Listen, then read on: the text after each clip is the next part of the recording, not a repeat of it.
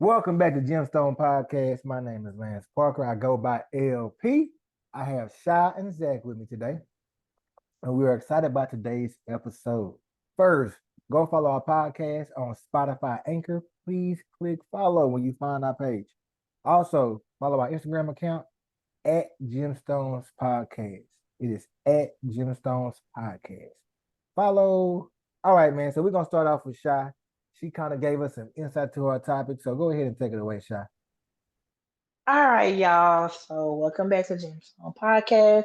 So I wanted to go on a little light topic because my last week's topic was a little bit more strenuous. So I want to talk about vacations from hell. And if you catch me a little bit winded, I am getting over a cold, you guys. So just pay that no mind. So vacations from hell. Vacations from hell. So one thing I've learned through my travels as a young woman, you have to vacation with people that you're equally yoked with. Um, because if you don't, you'll end up in situations like these. So just a quick little story here. We're gonna call her, we're gonna call her Cotton. So I met Cotton through a mutual friend, and met Cotton through a mutual friend. And so this mutual friend, kind of expressed to me that they was like, oh, Cotton. So basically, Cotton has a small, very small group of friends. She don't have a lot of friends, which is okay. You don't have to have a lot of friends, but she had a small group of friends, and they were what would you call mean girls or wanna be mean girls. They want to be mean girls, but they don't have the aesthetic to be mean girls. Not to say being mean girls is a good thing because it's not, but you kind of gotta be baddies to be mean girls. You get my drift. So Cotton Ball, so the mutual friend had expressed to me that I don't like Cotton Ball kind of acts a little bit different when she gets around other people, and I had never saw it up until leading up to the vacation. So this is how you know, God will kind of show you certain things. So right before the vacation, this is the first time it's ever happened to me on a vacation. Right before the vacation, we went out of the country. A hurricane hit. A hurricane had hit Florida, and all the flights were canceled. And so at that time, when it first came to my attention, I was like, yes, I don't gotta go on vacation no more. So I kind of felt bad about backing out of the vacation because it was Cotton Ball's birthday. But so I was like, okay, I don't have to go no more because they had a hurricane came. So that was like your first. I always call it old omens, like little signs that come through to let you know if you should do something or not. But that was the first indication that I shouldn't go. So me being me, I still end up going. So Cotton Ball basically says we don't call her Cotton Leave Out. She basically says that, oh, well, I'm gonna push it back for 2 weeks. Let the hurricane pass, all that stuff. So I agreed to go in 2 weeks. Shouldn't have did that. Needless to say, I go on a vacation. Instantly, the first day I get there, I was irritated because the behavior, the attitudes, like just the way they were acting, it just rubbed me the wrong way, and it just made me realize why I didn't want to go. So mind you, the location that we went to for vacation, I had already been there before anyway, so it wasn't really new to me. But it was a vacation. But so Cotton Ball, like what was said before, she starts acting a little different when she gets around other people. She's the kind of person to where she don't have a mind of her own. She don't have her own identity. So like she adapts to whoever she's around. That's how Cotton Ball is. Cotton Ball is a follower. And if you know Cheyenne Marie, you know me, I'm a leader. I'm not a follower. Never been. Now, will I play? Will I be a team player? Yes, I will be. I don't have a problem with that, but I'm never a follower. So Cotton Ball, on the other hand, she's a follower. So mind you, you're on this vacation. You know, I intend this vacation to be very chill because that's what Cotton Ball had said. We was gonna be chilling on the beach, having a good time. We get there and it's nonstop drain, which is totally fine. Drinking is fine. You want to drink till you drink, do you, boo? But me personally, I didn't want to drink till I drank. I just didn't want to because I had just drank till I paid till I drank the previous weekend. So for vacation, I want to sip on me a mojito, a margarita, give me a Hennessy Rita with a chaser on top. That was my vibe. My vibe the whole trip wasn't shot. That was not my vibe. The trip, but do you, boo? So needless to say, I'm chilling. I had really connected with one of Cotton Ball's friends, and that I didn't know that actually didn't even live in the same state as us. She was visiting from another state. So I kind of connected more with her. So I ended up kind of chopping out with her a little bit more. So I'm guessing Cotton Ball didn't like that. So we get to the last night. It's dinner time, and we go to a restaurant. Everybody's getting their food and stuff. And needless to say, my food didn't come out. My food took like 40, 50 minutes to come out. By the time my food came out, everybody was eating or almost done with their food. So the restaurant tells me, okay, we're gonna comp your food. So let me add this to the story. So I did go out there with no cash, meaning I didn't have cash money on me, and that's something I never do. Normally, I go to the ATM machine before I go on vacation, but this particular time, I just ran out of time. I didn't go to ATM machines. That was my fault because some of these places that you go out of the country, using cash is more better than using, your money. It just depends on where you go. This particular location, cash is better because they don't split checks. They don't accept this kind of card, that kind of card. They got all them kind of little rules out there that we don't have down here. So that was a mistake on mine because I did not have cash, enough cash. So I was having to send Zelle and stuff to them. And of course, the Zelles were taking a little bit longer to send out because we're out of the country and my service is not as bad. So that was a mistake on my part. Anyways, back to the dinner. So we had a dinner. My dinner tab was like 50 something dollars, right? The lady tells me, okay, we're gonna comp the dinner because you didn't get your food till late. So I'm like, cool. So mind you, earlier that day we were eating somewhere else for lunch. Cotton Ball overheard. This is why you can't be jealous of people. Cotton Ball overheard me using my American Express card to pay for my food. Now, mind you, she just heard American Express. She's not aware what type of American Express this is. This is not a American Express Platinum business. No, this is a beginner's card that I have. But all she heard is American Express. So she tells me, "Oh, Shy, can you go ahead and put everybody dinner on your card?" So she thought I had because I have American Express. And I say, who card? Not my card. Why all of a sudden you want to put your dinner on my card and y'all pay me back all of a sudden? Why? Why? This whole time we've been here, we have not used my card. I've either Zelled you guys or used cash. So why all of a sudden you want to use my card for? But to me, that was a situation where she was trying to prove something to somebody else, or try to be like, oh, she, like she was trying to control me, trying to make me do like, or trying to, or wanting me to be like, oh no, I don't have enough money on my card. Like you ain't gonna. She was trying to sun me. That's the way I took it. So, like I said, I ain't no follower. I said, no, I'm like not gonna do it on my card. Plus, my card have a basically the main thing was my card have a lock on it. So after a certain time, I have to wait until the next day to transfer the funds. Again, that's on my part as well. I should have got cash off my card. So anyway, I tell her, well, no, we can't do that. And then she's like, oh, well, shit, you haven't paid for nothing this whole entire trip. And I say, what I ain't paid for? I look around the table. She said, I said, do I owe anybody money at this table? Ain't anybody that's been on vacation with me. I have been on plenty of girls' trips, plenty of vacations. I said, do I owe anybody at this table any money? Nobody said a word. I said, I don't owe nobody no money at this table. I don't owe nobody a dime. Only a few people had paid for me and I zailed them the money immediately. I owe nobody no money. I said, and furthermore, this lady just comped my meal. So technically I'm only giving y'all money toward the tip. Which me, I went ahead and gave $50, even though I didn't even my meal wasn't even on my tab. So needless to say, that conversation turned into a big old argument, and it really made me feel some kind of way because I was like, wow, people could be people watching your pockets. They jealous. They envious of you. they all the way out in a different country trying to make like trying to make fun of you, trying to sun you, trying to make you look bad for no reason. If you was a real friend of mine, you would have pulled me to the side if you had a problem with me. Or if you had a problem with something, I could have explained to you what's going on. And even one of her other friends was like, "No, Shy meal was comped. That's why my meal was comped, and I didn't even eat my food. It was nasty.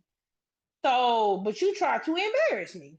So right then and there, and even going as far as to say, well, you better watch what you say because it's gonna be 4-on-1.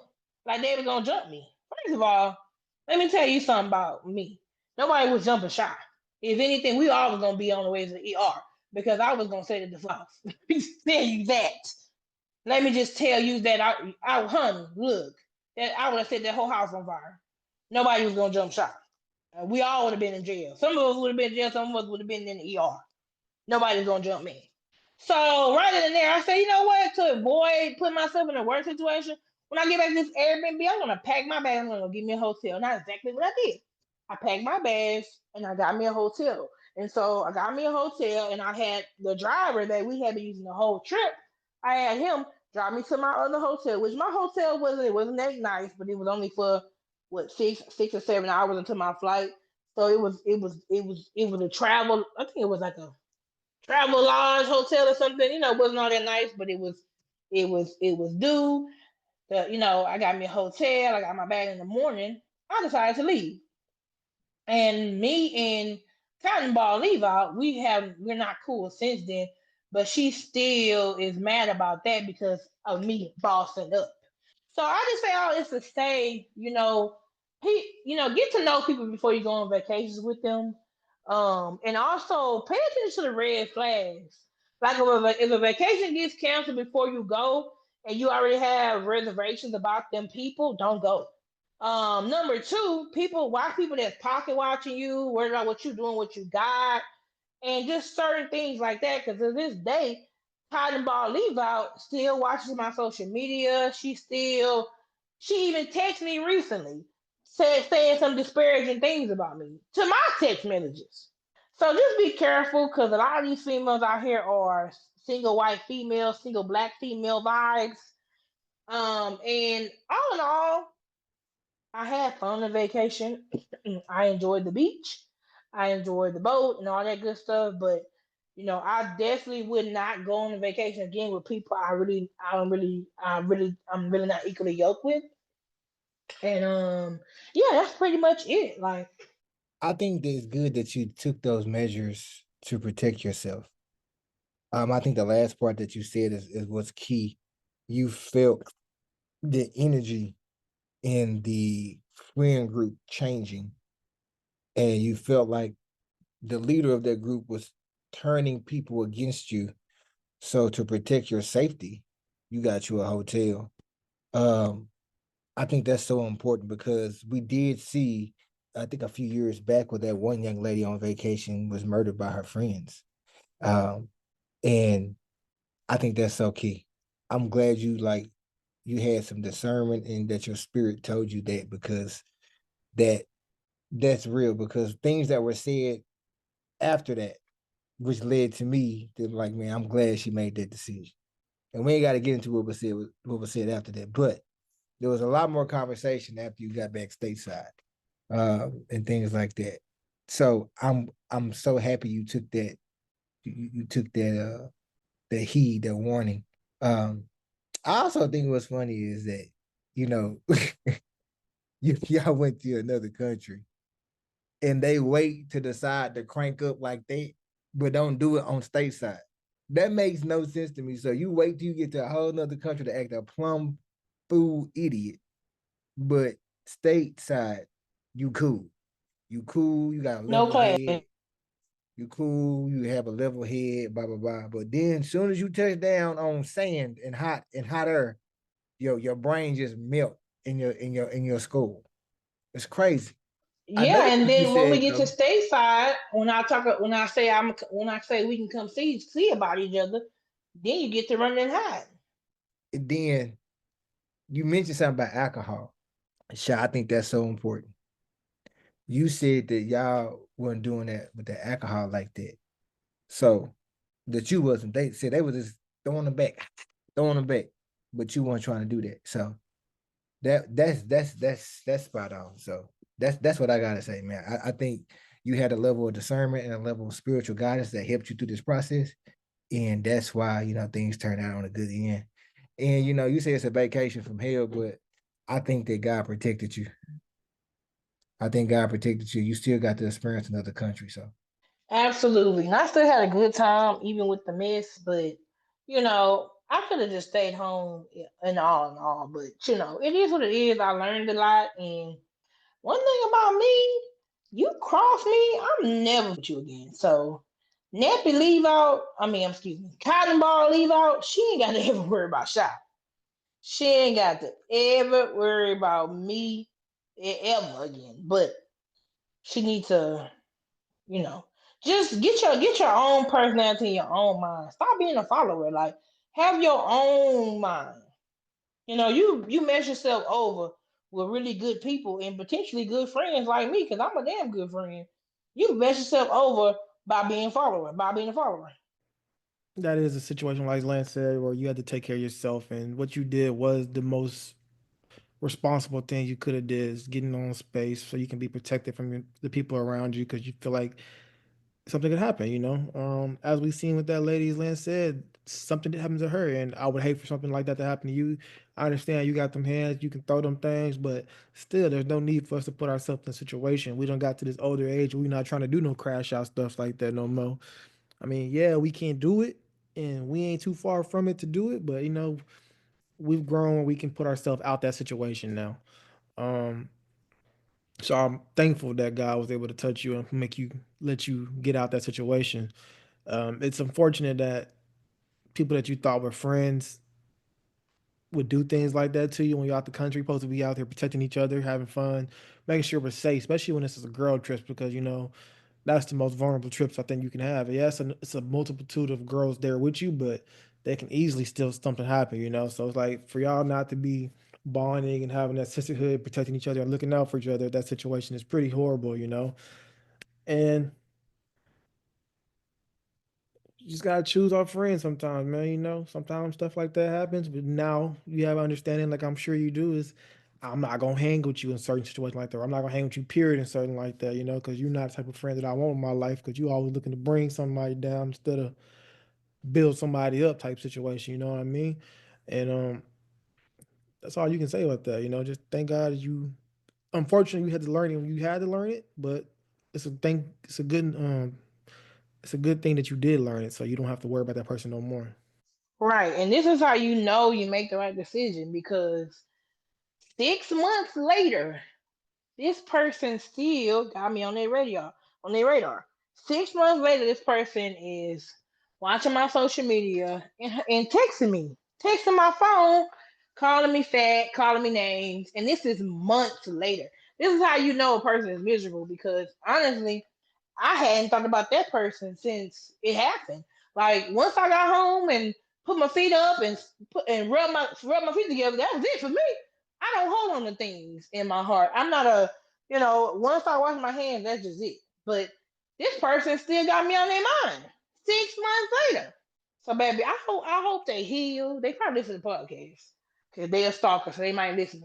I hope they heal. I hope they, find them something to do with their lives. But I ain't worried about you, and I ain't got no smoke for you. But if you want some, you can get some. all right, we ain't gonna promote violence. We ain't gonna promote violence, but defend yourself if you have to. So let's transition to the next topic. My topic is this: the value of a man. And so for all my fellas listen to this topic today, this is dedicated to all of y'all for partners. I mean, we have Sha on the show who loves to advocate for women, and I love Sha. She's my first cousin. But today it's about the men, damn it. Yeah, well, we might release this one first. I don't know about the other. This might come out first. So the value of a man. So I did some research and I want to look at some things. I looked at some studies.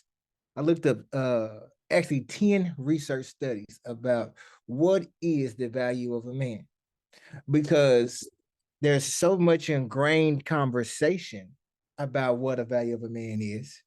A high value man, a six-figure man, a 9 to 5 man. It's all these different variations of the value of what a man is, right? So I did some research, man. And what I pulled from or what I extrapolated from the text is I put some stuff together from various articles, right? I'm just gonna just put it out here, then we're gonna discuss it. So understanding how men find their value involves analyzing various factors that contributes to their sense of identity, self-worth, and purpose.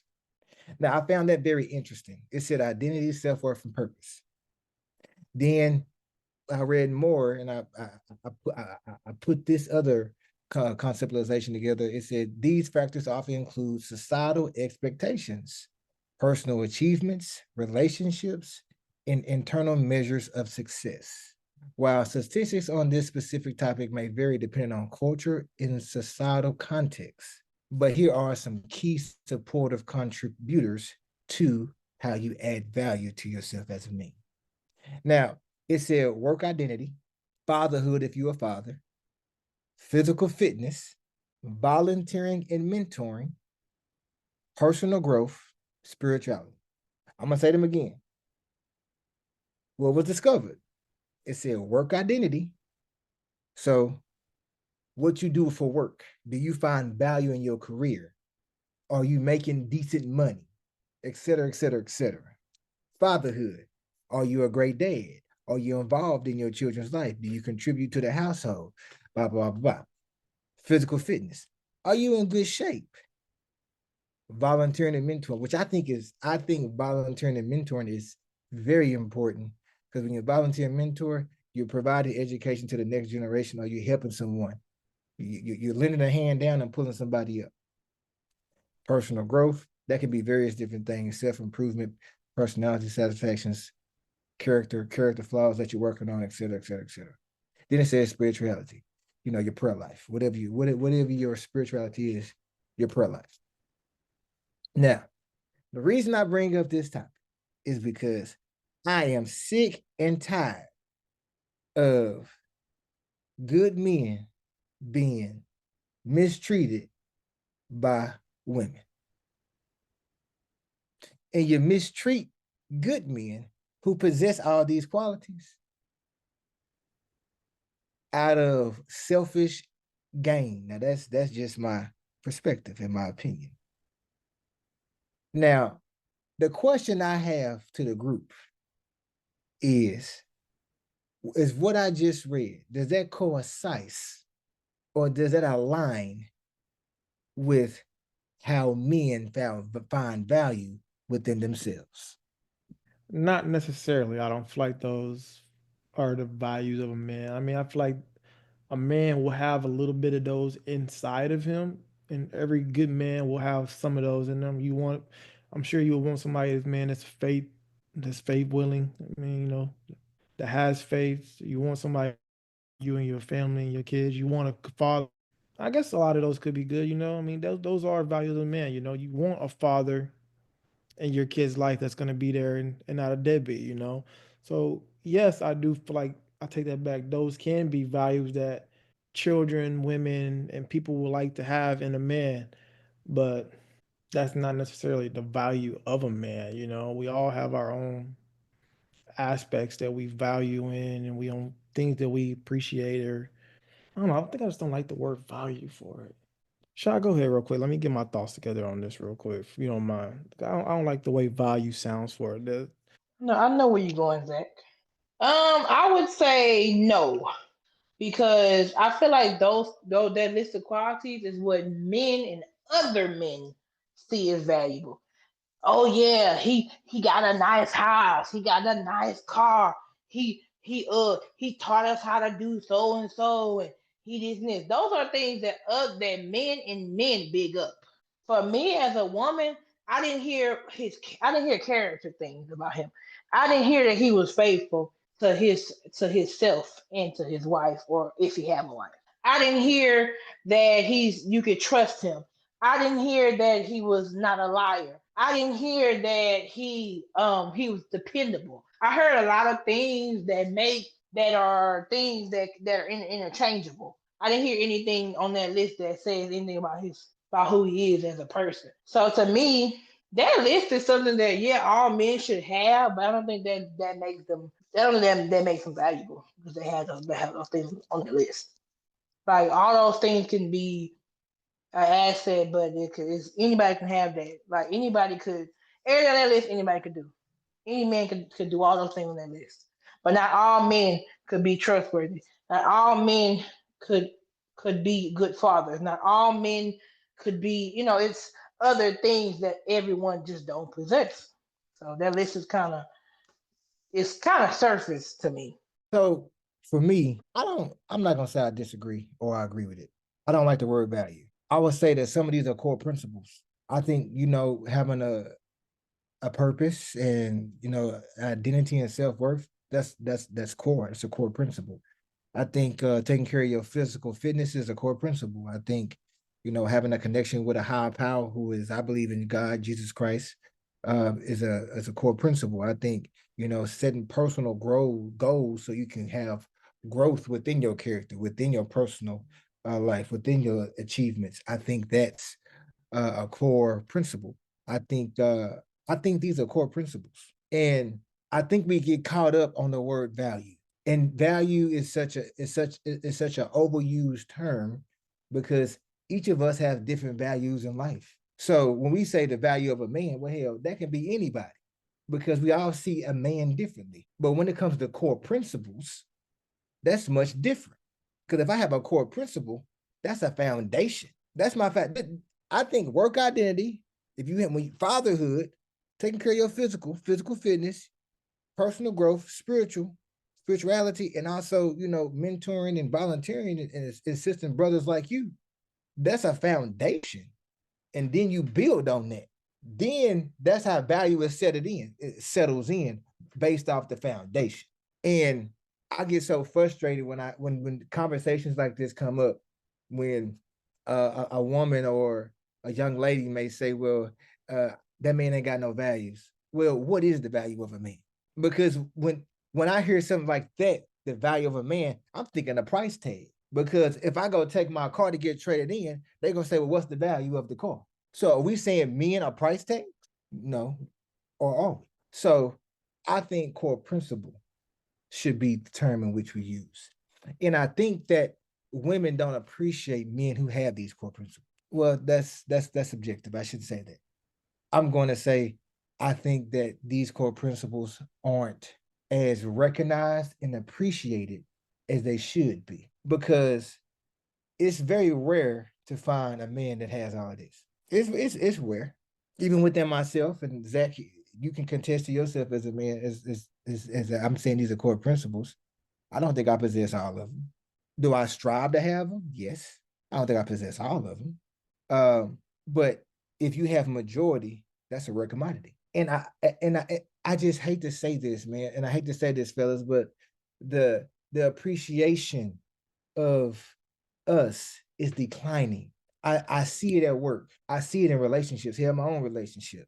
I see it countless times that we are declining. And the respect factor for us is also declining. So everybody else is going up, and the opposite gender is climbing up, so to speak. And I feel like we are taking steps back somewhat. And I'm not saying that's like it's as far as, trying to make this a gender war conversation. But I'm just saying in terms of the respect factor and the measures of appreciation, it ain't there no more, man. And it breaks my heart when I hear young men and I go to some of these higher education institutions and I talk to some of these students and I talk to some of these leaders and I talk to some of these community stakeholders when I be in the community doing community engagement and working on initiatives for the organization I work for. And I talk to these young men and I talk to these men and they just don't feel seen. And I've talked to some amazing men that I aspire to have some of the same things that they had. And they call me, man, DP, man, it's hard, man. It's hard to be recognized. It's hard to be seen. It's hard to be appreciated, man. In your own household, you don't get it, man. So why would you expect the society and your workplace and the community to do it, man? You can't even get it at home. So it's always a fight. It's a fight. It's a fight. And I hear them when they say these things, and I can hear their frustration, and I can hear them holding back sometimes tears because they feel like they've paid they just due, but they just can't get. It's just like I'm just not being seen. I have majority of these core principles, and I'm doing them in an astounding facet, but I'm just not being seen. So I that's my opinion. I think the word value overshadows everything else, and it should be core principles. What are the core principles of a man? What are the core principles of a woman? Not what the value is of a woman. I'm not purchasing a woman. I'm trying to connect. I'm trying to merge. I'm trying to have a union with you. And it's important that both of our core principles align with each other. Now, do we have ethics and ethics and morals? Yes, that's an important conversation. Just why you have premarital counseling. But our foundation, our foundational pillars of people have to somewhat be similar. And if they're not, it ain't gonna work. I can agree with the principles. I think I like that word a little bit better than the values word. Like I was saying, I didn't like how the word value is. Like as you're trying to predict my value and all that stuff. I don't like that. But I will say this, not to get off topic on it, is this. Um, it's hard for a man to feel appreciated and all that stuff because a man will never be appreciated or have unconditional love like any other creature in this world or any other thing in this world because a man doesn't usually have unconditional love. We'll give a woman unconditional love, we'll give kids unconditional love, we'll give pets unconditional love, but a man is not going to get unconditional love like that all the time. Very few will you see people give them unconditional love like you will a mother. Like a child will give his mother unconditional love, like a mother will give his child unconditional love because she birthed that child. The father is usually the one that's always on the outside end that has to provide and do all these things. He takes the burden, he takes the hits, he takes all that stuff. He shoulders all the burdens. Now, we are built stronger, we're built bigger and everything. We have to be able to handle those burdens. Um, is it hard to handle those burdens? Absolutely. And that's why we have so much mental health our in our that's why we have so much mental health in between us because we have to deal with all these things. We have to deal with all these maybe like you say feeling unappreciated. Maybe all these incidents where we're like, damn, what do I got to do just to make you feel happy or do anything like this? You know, it's just you're always fighting those things and always fighting to make somebody else feel happy and appreciated and loved. And sometimes you never get those type of things back to yourself. So finding the value in a man is sometimes a man finding the value in himself and appreciating himself and knowing his worth. So whenever you get to know your worth, you can't let nobody else judge you on your worth or tell you what your worth is because now you know who you are. Some of the things we preach to our daughters and our these women nowadays are knowing their worth. A man needs to figure out that self for himself. What is your worth? So now you can have this marker of what you need and what you want in your life.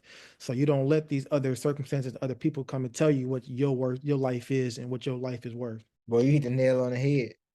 You said a man that never feel the appreciation that he deserves. And you said something and and about making sure everybody else is good. So a man who possesses most of these core principles is going to sacrifice. He's going to sacrifice a lot for the people in which he cares about, the people in which he loves, because that's his duty. He feels. And to me, when I look at all of this, I'm gonna be very transparent.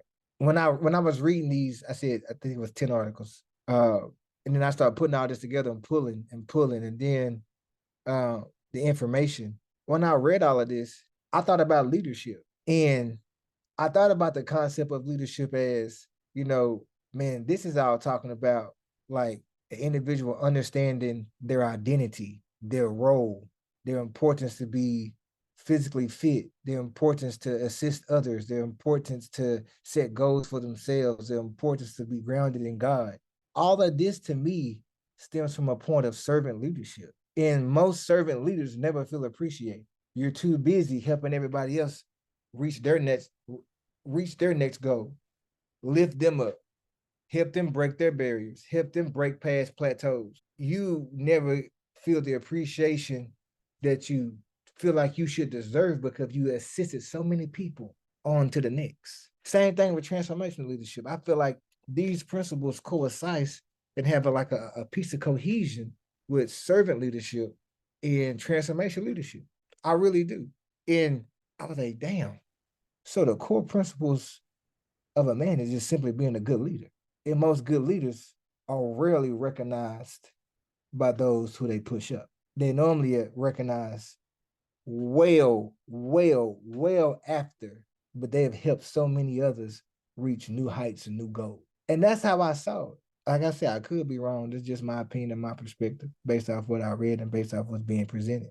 But I found that so interesting because even in relationships, I think that you give so much because you want to ensure that growth takes place. But it's your duty as the man to make sure growth takes place.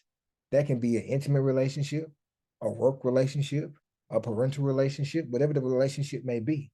But it's your duty to ensure growth happens.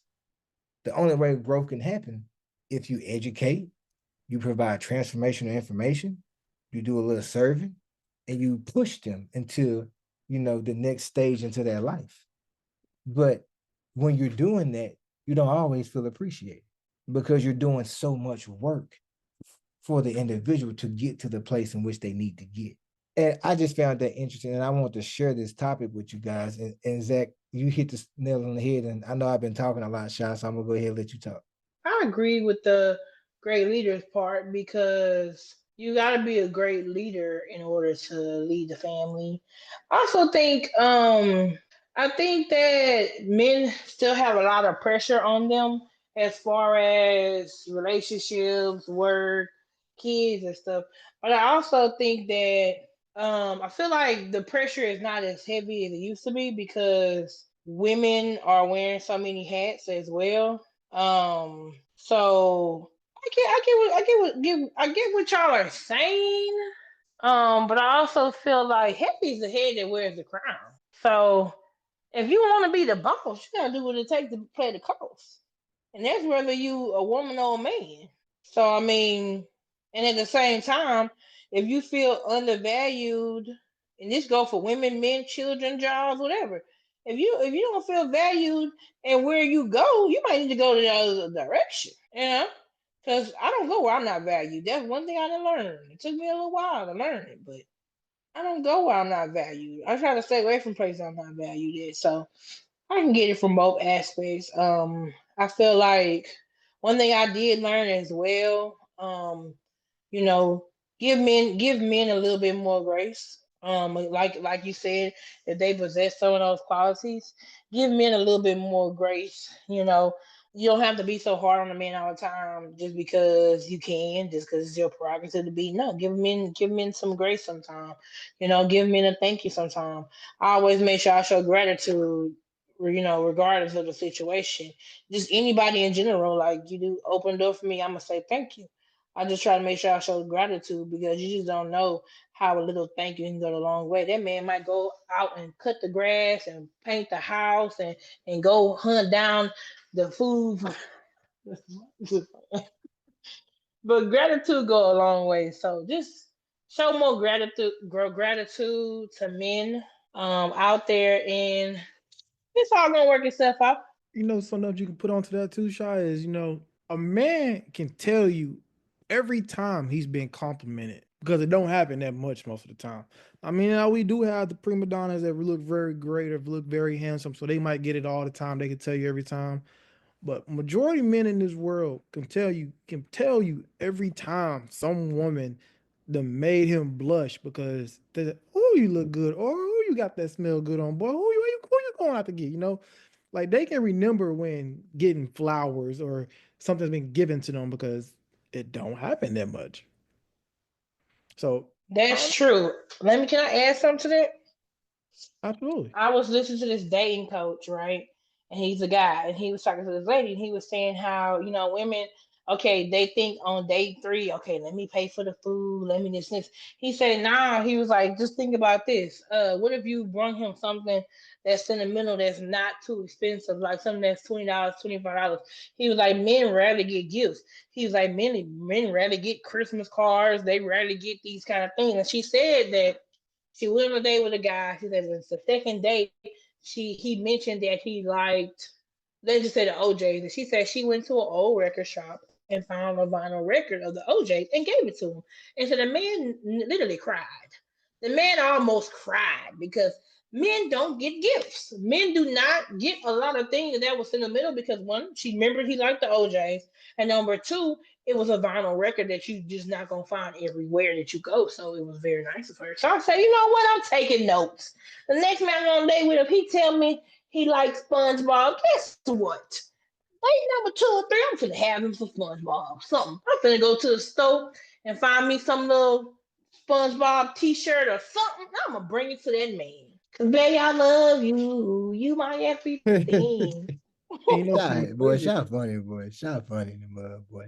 But I just, I think that's what Zach has said is spot on. I mean, you don't get a lot of compliments as a man, and you don't get a lot of gifts. I mean, like a just because gift, you don't get. You know what I'm saying? Like, you might give someone flowers every month, but what do you get in return? You know what I'm saying? So it's man, it's just like the appreciation and the gratitude for me got to be a little bit more. And I think just the the authority piece of me has been kind of dismissed, man. Like I'm telling you, I be in these communities talking to these fellas, man, and even in my personal life sometimes, I'm like, well, damn, does being a stand up guy not mean nothing no more? So I need to go back to the old ways. I feel like I got more value or more appreciation when I was a fool. So, but that's just frustration speaking. Um, because when you operate in good principles or good foundation, then it's much harder for people to I say like get run over you or mistreat you because now you have expectations. Because if you have that foundation, you have some expectations. Um, but I just thought it was interesting because I mean, like I said, I read 10 articles and it was interesting how much research is done on like the core principles of a man. I did not know this research in that it was hundreds of articles. I just found 10 that this I liked. So this is I like these 10 articles, but it was hundreds of articles.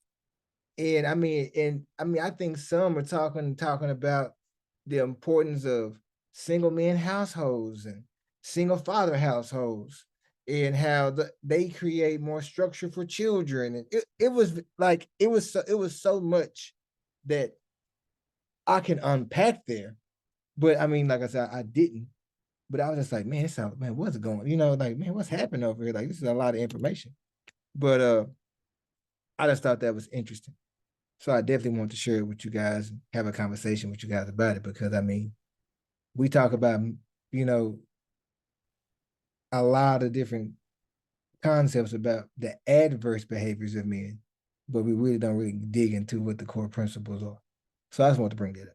And let me add, normally I'm a feminist, he woman man hater club, but tonight I ain't gonna do none of that. I can also add to that when we were talking about the gift giving, a lot of men don't know how to receive a gift because they've never been given a gift. So they act funny. Don't take them acting funny as, oh, he don't like my gift. He just don't know how to react to it because he never been given a gift like that from somebody. So he on the limbo, what should I do? All right, yeah, well, that's my topic. So what else we got on the agenda for today? Y'all ever had them? Y'all can open mics for this story too if y'all want to.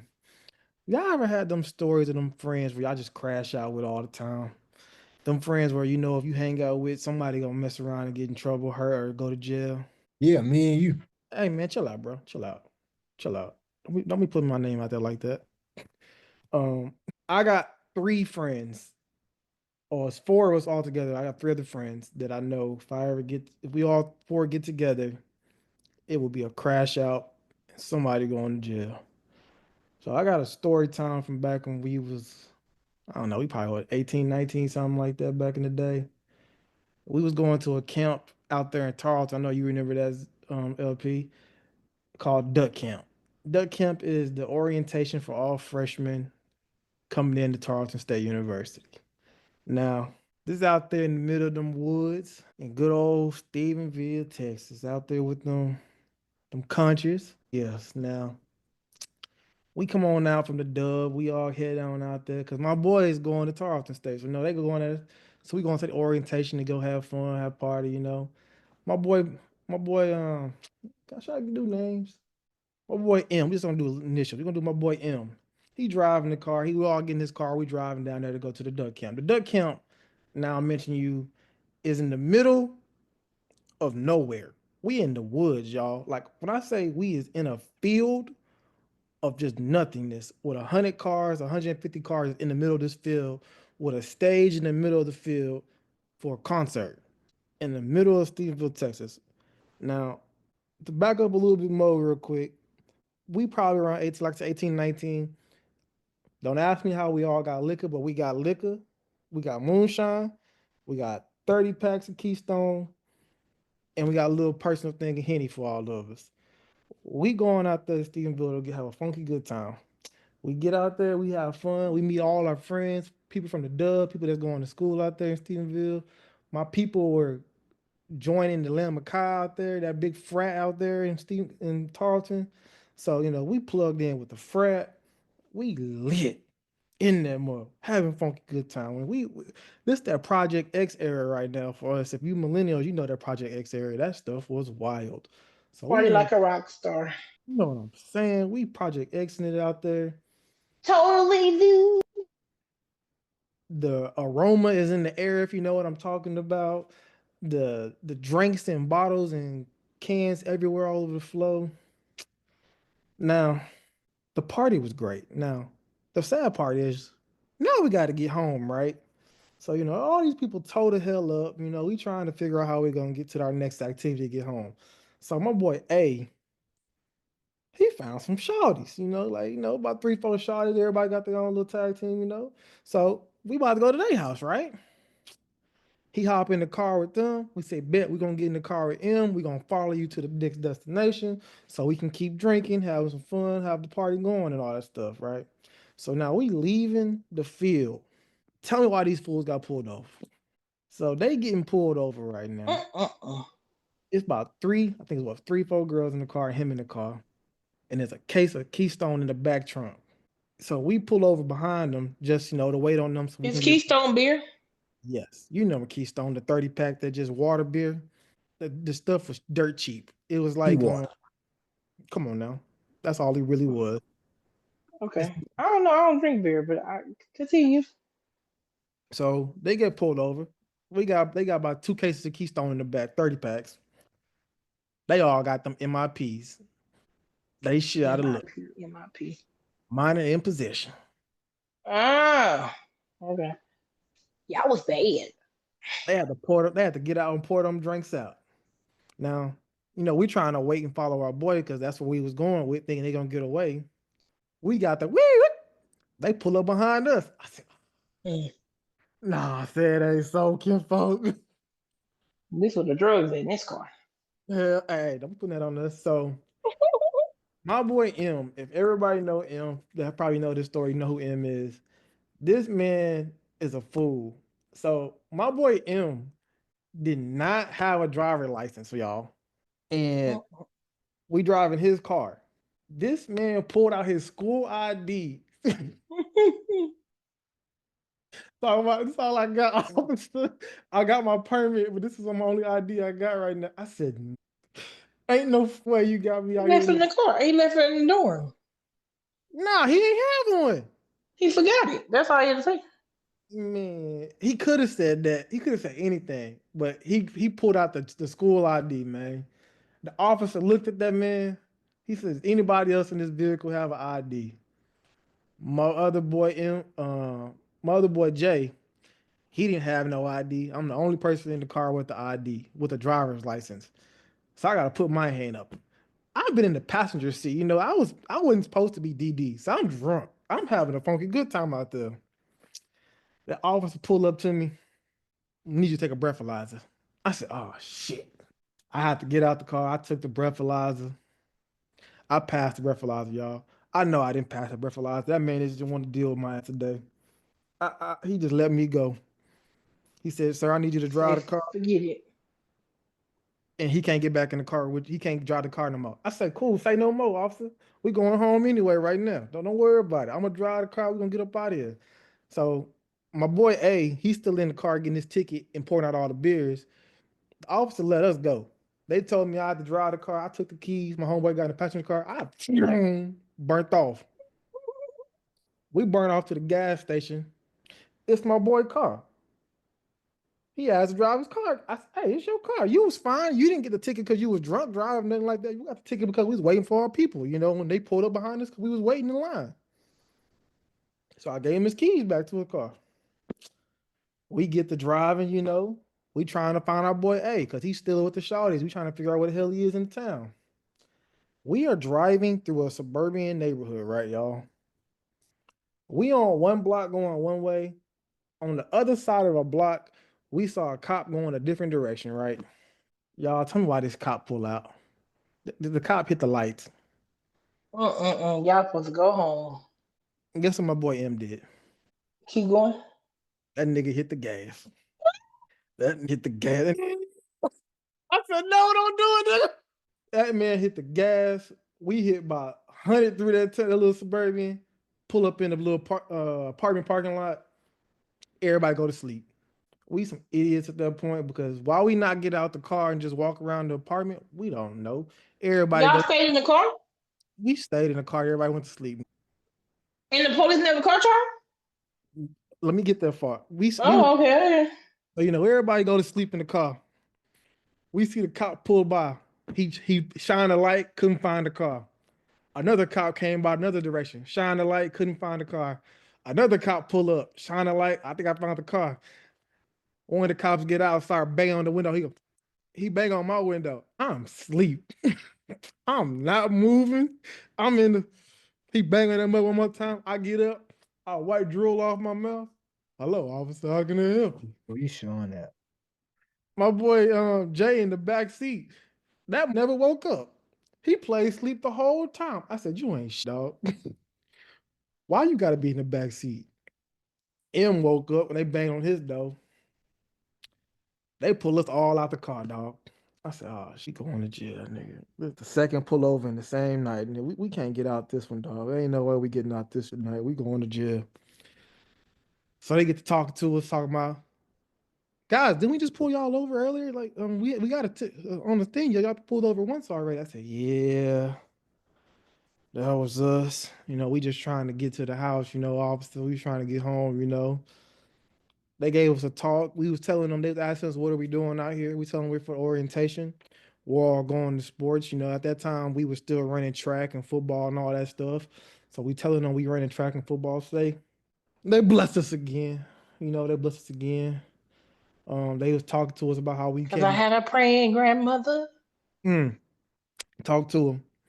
So they were talking to us how we can't be doing this and they want to see us succeed and all that stuff. We got to do better and all that stuff.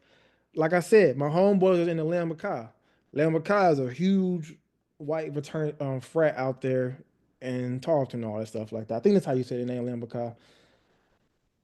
So the president of the Lamb at that time, we were all cool with. We were drinking and partying with him already. They house was kind of down the street from where we just got pulled over. So they come get us. The cops tell us we can't drive the car no more. The car needs to stay parked until the next morning or something like that. So they come get us. We get in their car. We all go to the Lamb frat house, which was the worst decision we could have ever made because the drinking didn't stop. At this point, it's probably like 2, 3 in the morning when we just got pulled over for the second time.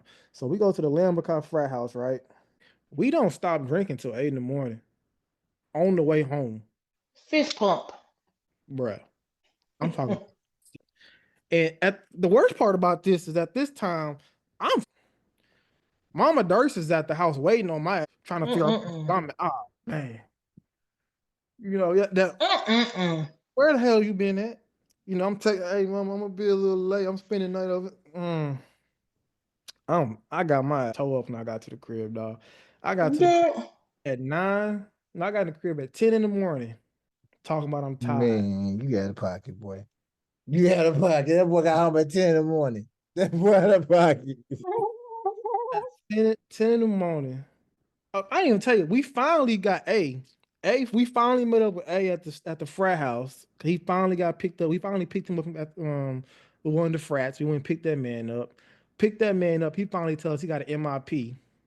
He said, bro, these got me a ticket, bro. I gotta go do community service and all this. I said, man, all that for some tail, dog. We didn't even get the tail. You got a ticket and everything, man. That don't make no sense. So we So all y'all just want to show out. Y'all just want to have a good time, go drink, drive around, and just show out. Sound like college. Sound like our first year in college, though. I mean, one of those events have happened with us in college before, you know. I mean, to get pulled over 2, 3 times in one night, though, is crazy work. Yeah, crazy. Yeah, crazy. Our first year in college, we used to race cars all the way back to campus. Crash dummies. And then, if I ain't mistaken, one time the police got after us, but me, Undercover. Zach, me, Zach, and somebody else was in a car. We pulled into the neighborhood, back in somebody's driveway, and I just ducked. They drove right past us. They stupid too. hey, you remember that? But hey, we backed that thing in so quick. Hey, we always lay stiff. We lay stiff in the mud, like. Hey, bro, we was trying to do that. Hey, I lay in the back seat, like a banana, and them fools let their seats back. They were just stiff. They just drove past us. I said we got still for a little bit. Now, mind you, we in somebody's driveway. We don't know these people from mechanic paint. Came outside. Oh, and we in a racist town too. What you doing in here? Who are you? Who the hell in my yard? Who the hell in my yard? We sitting there stiff in the mud. Well, yeah, we did. We show out. And the crazy part about why it's a blessing for the Stephenville thing is the Stephenville don't have a KKK rally outside they town. Have, man. That's why like, I'm certified out there, you know. And to make it out of there as 4 minority people, it only just got a MIP. But the Kappa guy was the white Kappa. He wasn't with y'all? Nah. Oh yeah. Well, hold up. We had 2 people that was in the Kappa frat that time. My boy M and my boy A. A got the MIP because he was messing with the girl. Oh, they was black? Nah. White, right? He's mixed, half white, half Mexican. M is Mexican. J is black. I'm black. Okay. We had a multiracial. I was supposed to say 4 minorities at that point. Yeah. Rolling through the city, dog. Having a grand old time. Having a grand old time. Living life. Just having a ball. You boys, do you know you at, boy? You know where you at, boy? Man. What you doing over here, boy? Caught you going down here, turn the corner too hard there, boy. The same story where Lance said we tried to hit that house and park. We did the same exact thing, bro. But there goes neighborhood. They was hunting. They was hunting us. I said, "Oh Lord!" I don't know though, Zach. I feel like when you in the small town, man, and you black, man, you got to chill because I know when I had got my little situation, I had to go to jail out there in Scurry County. Man, it's like the laws are different. It's like the traditional laws that you have for the state and the federal. They don't apply. They want to do out there. Yeah, they don't apply in little towns, man.